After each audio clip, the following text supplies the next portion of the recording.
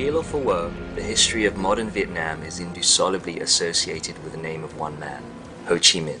Spanning a life of almost 80 years and credited with the defeat of the Japanese, French, and Americans in Vietnam, he has been variously called the Venerable Father of the Nation, the Washington of Vietnam, or simply Uncle by millions of Vietnamese who venerate him to the point of calling him a bodhisattva, a savior of mankind, on an equal footing with the historical Buddha.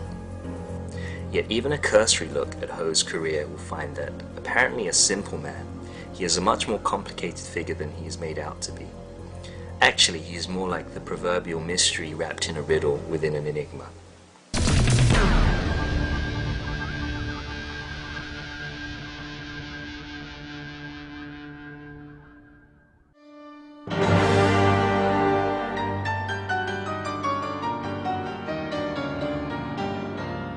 Take his name, for instance. Born Nguyen Sinh Cung, he was given the courtesy name of Nguyen Tất Thanh in his early teens, then became Ba the Stoker when he went to work on a French merchant marine boat, Amiral Latouche Tréville. Then Nguyen Ai Quoc, Nguyen the Patriot, the collective name of a small group of Vietnamese expatriates in France. Then Lin, when he went to the Soviet Union, Li Rui and Old Wang in China, Father Chin in Siam, present-day Thailand, T.V. Wong and Song Man Cho in Hong Kong, and later Hu Wang, among other names. Even the name for which he is best known, Ho Chi Minh, was a name borrowed from a dead man. Obviously, the man had something to hide and was very clever in covering his tracks, as most agents of international communism were trained to do, and Ho was no exception. A Russian scholar fluent in Vietnamese, Anatoly Sokolov, has studied this question of names used by Ho Chi Minh. By his account, Ho used some 150 different names during his lifetime.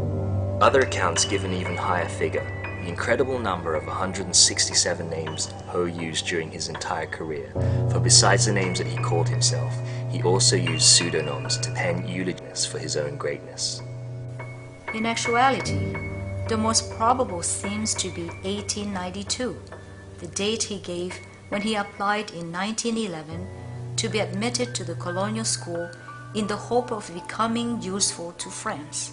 According to Droyker, there has also been skepticism over the actual day of his birth, May 19. Nhưng ngày 19 tháng 5 là chắc chắn không phải. May 19 was certainly not his birthday. This was because on that day, French Admiral d'Argenville wanted to visit Hanoi from Haiphong. To prepare for this, and this is, I believe, to be a clever move by a wizened politician, Ho Chi Minh thought that his French guests should not come into a cold, unwelcoming Hanoi. So he told my father, who was then his personal secretary, to go out and tell every government office that they were to celebrate my birthday on that date. In that way, when d'Argenville came into Hanoi, he found the city to be festooned with people happy in the streets. He thought that they were well disposed towards him, while in actuality they were celebrating the president's birthday. Mừng sinh nhật của chủ tịch nước lúc bây giờ. Then there was the matter of his death.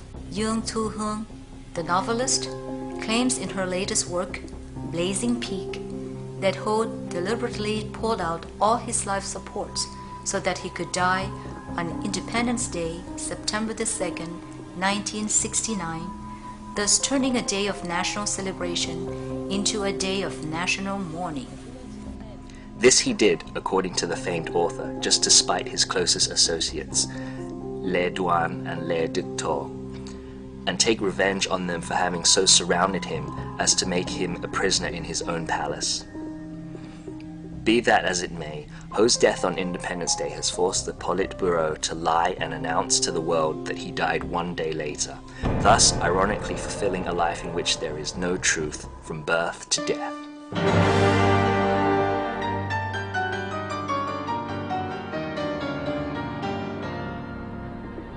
In 1987, Vo Dong Giang, then representative of the Socialist Republic of Vietnam to UNESCO, sent a letter to the 24th General Assembly of this UN organization asking for permission to organize a party on the premises of UNESCO in Paris on the occasion of the upcoming 100th anniversary of the birth of Ho Chi Minh. In the letter, Yang also suggested that UNESCO pass a resolution making Ho a world cultural figure, but this effort ended in naught. Lúc đó chúng tôi được anh em tín nhiệm làm tổng thư ký. After the proposed resolution came out, the Vietnamese in Paris met and founded the committee to denounce Ho Chi Minh's crimes. The committee sent out an appeal, and in response, over 30,000 letters of protest from Vietnamese all over the world were sent to UNESCO. The committee also appealed to the French government and Parliament to protest the proposed resolution. The committee then proceeded to gather all the evidence of Ho Chi Minh playing fast and loose with the truth and of the totalitarian regime which he established in Vietnam, resulting in such genocidal crimes and Holocaust as the killing in 1945-46 of at least 10,000 innocent members of various nationalist parties, whose only crime was to be rivals to the Communist Party. The land reform campaign in North Vietnam from 1952 to 1956 killed nearly 200,000 presumed landlords, in actuality unarmed civilians. The Hue massacre of 1968, which took the lives of 5,000 unarmed civilians, including women and children and old people, and religious leaders, and even foreign doctors and university professors. After they had studied the dossier we sent to them, UNESCO changed its mind about organizing the 100th anniversary